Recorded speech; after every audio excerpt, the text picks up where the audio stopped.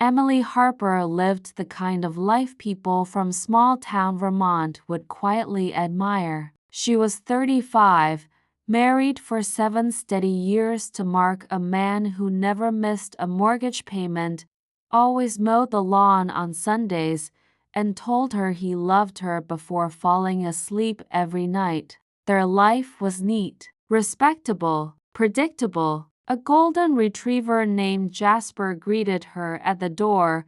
Dinner was on the table by 6, and they went to the same lake house every summer. On the surface, everything looked perfect, but deep beneath the routine, a quiet ache had begun to grow, a soft, constant feeling that something was missing. Not in a dramatic, stormy kind of way, but in the quiet space between who she was and who she used to be. Emily had stopped writing poetry, stopped dancing barefoot in the kitchen, stopped waking up excited. She didn't cheat, she didn't drink, she didn't complain, but sometimes she stared out the window too long, remembering things she'd tried hard to forget, and then, on an ordinary Thursday that smelled like rain, everything changed. The bell above the bookstore door jingled, and in walked the man she had once loved before life got serious. Noah Grant, her college crush, the boy who introduced her to jazz, who wrote poems on diner napkins, who kissed her under fireworks and made promises they were too young to keep. She hadn't seen him in 10 years, but when he stepped inside, taller and broader, with a hint of stubble and the same storm gray eyes, her heart gave a sharp, unexpected twist. Emily Harper, he said with a slow smile that reached somewhere deep inside her. Her voice caught in her throat. Noah Grant, I thought you moved to Oregon. I did, he said, hands in his pockets. But Vermont has a way of calling you back.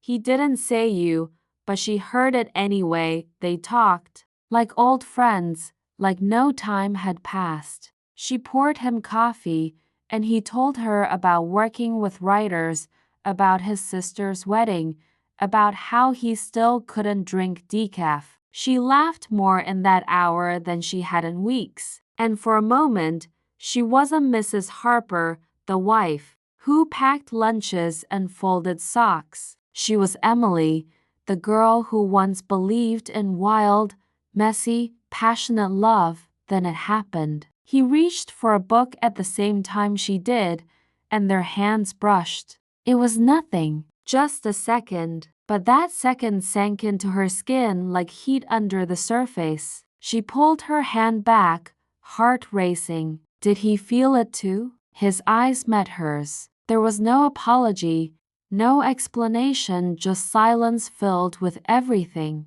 They weren't saying. Emily closed the shop early that day. On the drive home, the rain tapped gently on the windshield, like it knew something had shifted. She didn't tell Mark about Noah, not because she planned to do anything wrong, but because she didn't know what she was feeling. All she knew was that for the first time in a long time, someone had seen her. Not the role she played or the life she maintained, but her.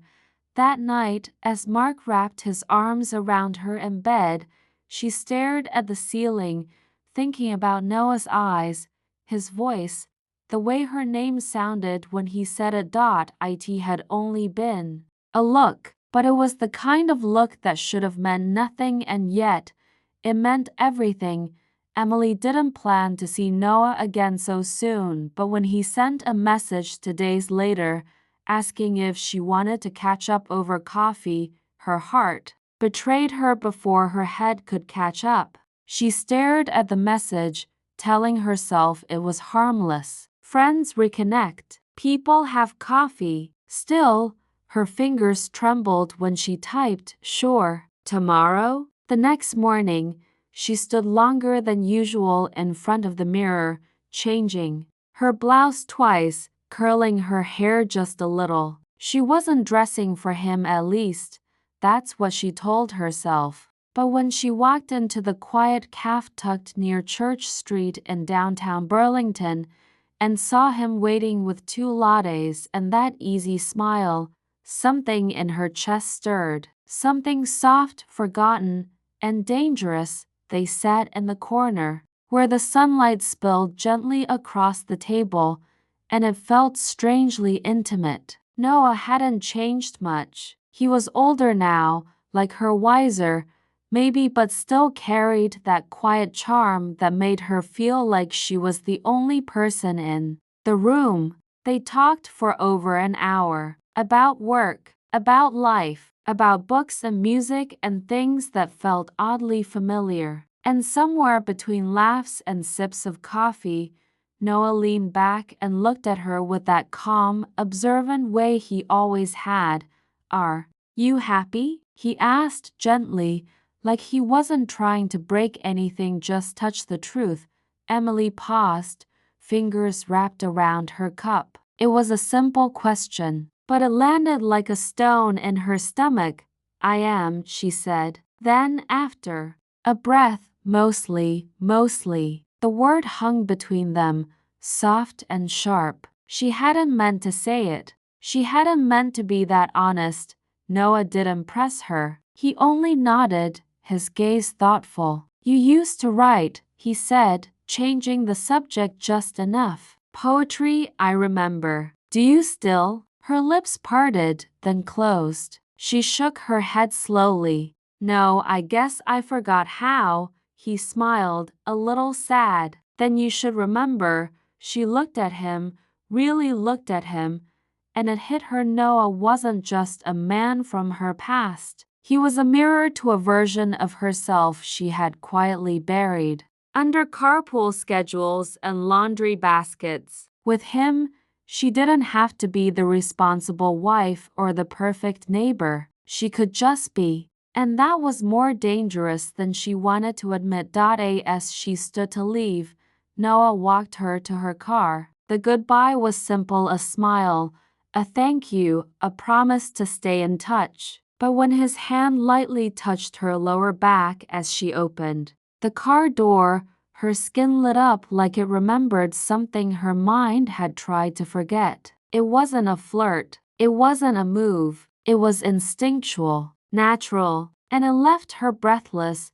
Driving home, her heart pounded. She kept replaying their conversation, the look in his eyes, the way he made her laugh like she hadn't in years. She told herself again that it was innocent. But the truth whispered louder than her excuses. She felt alive with him, and that terrified her. At home, Mark was already there, watching TV with Jasper curled at his feet. He greeted her with the usual kiss on the cheek, asked how her day was. She smiled, said it was good. Nothing more, but inside, something had shifted. A door had opened she didn't know she still had inside her, and she couldn't stop thinking about how that coffee didn't just taste warm, it tasted like temptation, like something she hadn't known she was starving for. The weeks that followed blurred into something Emily never meant to happen. She met Noah again, then again, always telling herself it was innocent, that she was just catching up with an old friend. But deep down, she knew it wasn't just coffee or conversation anymore. It was the way she lingered in front of her closet before seeing him, how she looked forward to his messages more than she should, and how she saved the best parts of her day to tell him first. She hadn't told Mark about Noah, not because she was having an affair, but because she couldn't explain how someone she hadn't kissed yet had already taken up so much space in her heart. With Noah, time moved differently. Every laugh, every long look, every shared silence felt like a page from a love story they never got to finish. She told herself she could handle it. She was still married, still loyal, still grounded, but feelings don't follow rules and hearts don't wait for permission. One quiet Saturday afternoon, Noah asked her to take a walk by Lake Champlain. The sky was soft with overcast light, the breeze gentle against her skin, and the town felt just sleepy, enough for her to pretend it wasn't real life for a while. They walked side by side, close but not touching. Their words were fewer now, more weighted. Every moment between them had grown thick with unspoken truths. As they reached the edge of the water, where the waves kissed the rocks and the trees rustled like old secrets, Noah stopped. Emily turned to face him, her breath catching when she saw the look in his eyes. He wasn't smiling. He looked serious, almost pained. "I know you're married," he said softly, "and I'm not trying to ruin your life." She swallowed hard, heart racing. "Then why does it feel like you already have?" Noah stepped closer, not touching her, not even reaching out, but his presence filled the space around her like heat. "I'm not asking you to leave him. I'm not asking for anything. But every time I see you, I wonder what it would have been like if I'd stayed, if I hadn't let you go back then, if you'd been mine all along." His words were soft, but they cut deep. Emily looked away, blinking fast. "Don't do this," she whispered. "Please don't say things that make me feel things I'm not allowed to feel." "I'm sorry," he said, "but it's already happening, isn't it?" She didn't answer, couldn't, and then it happened. He leaned in, not fast, not urgent, but like it was the most natural thing in the world. And when his lips met hers, it wasn't wild or reckless. It was slow, deep, full, like the kind of kiss you give someone when you know you shouldn't, but you've waited years just to remember how they taste. Her hands trembled, her whole body melted into the moment, into him, like she had finally come home after being lost in her own life. But as quickly as it began, she pulled away, breathless and shaking. "Noah, I can't. I'm someone else's." He looked at her, not angry, not pushing, just real. "You may be married, Em, but you kiss me like you've always been mine."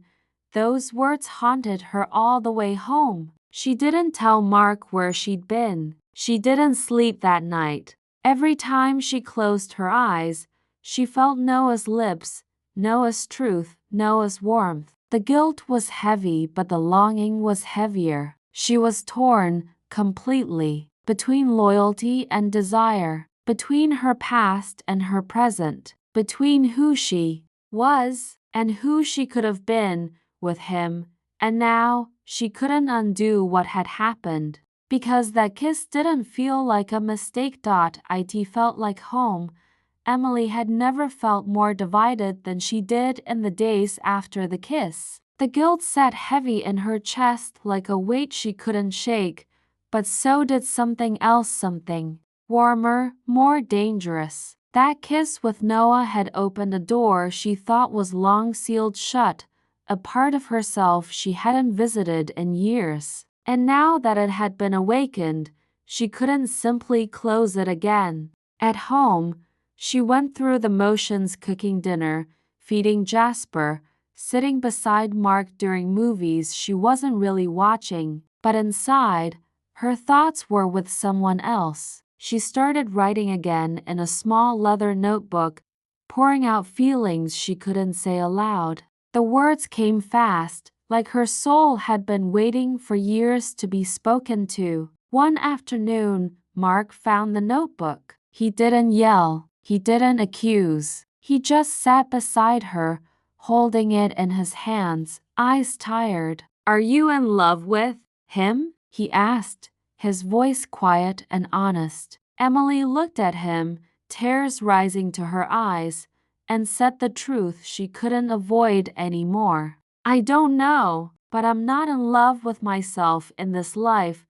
That moment changed everything. There was no explosion, no dramatic breakup, but something inside both of them shifted. Mark had always been good to her, but maybe that wasn't enough anymore. Maybe kindness couldn't fill the space left by years of growing apart. They went to therapy, tried to talk things through, tried to understand each other. But sometimes love is not about who hurts you, it's about who doesn't see you anymore. And Emily had been invisible in her own life for far too long. Slowly, gently, they started to separate. Not just physically, but emotionally. Like peeling away layers of a life that no longer fit, Emily didn't run to Noah, not right away. She needed to find herself first. She traveled to Maine for a few weeks, stayed in a quiet cabin by the water, wrote every day, and let herself feel everything.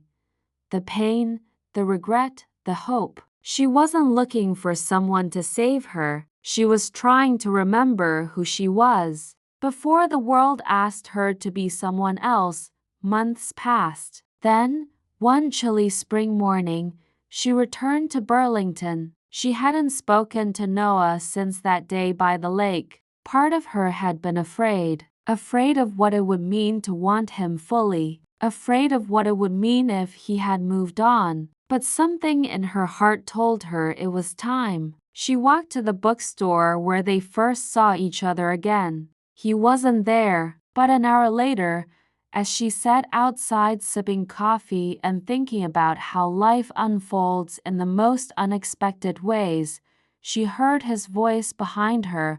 "I was starting to think I made you up," he said. Smiling gently, she turned, her breath catching. He looked the same, calm, steady, eyes full of everything they hadn't said. "I had to find myself first," she said. "I couldn't come back to you until I remembered who I was without needing to belong to anyone." He nodded, something like peace settling between them. "And if you ever want to belong to someone again," he said softly, "I'm still here." "If it's me," Emily didn't answer right away. She didn't need to. Some stories don't end with grand declarations, they end with a soft smile, a deep breath, and the feeling that maybe, just maybe, something beautiful was waiting on the other side. Because not every kiss is a mistake, sometimes it's a beginning. What would you do if love whispered after vows were already made? Subscribe to Echo Tales for romantic, emotional journeys that stay with you long after the story ends.